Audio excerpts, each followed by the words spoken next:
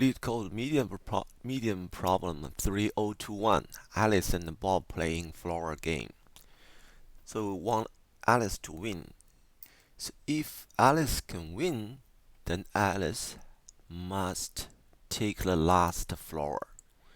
Since Alex gonna start the game, and if Alice gonna pick the last flower, means the number of flower will be a odd number.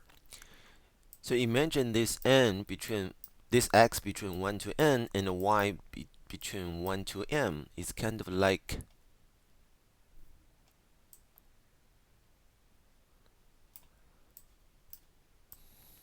we have a n and m. For x, the even number will be the number of even number in for x could be n divided by 2. Same for m divided by 2. So the odd number in this case would be m minus n divided by 2.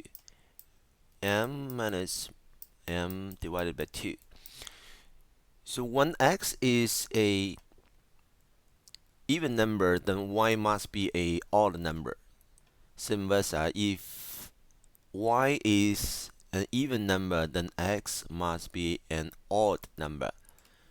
So we can just multiply them, then add them up. That will be the final result.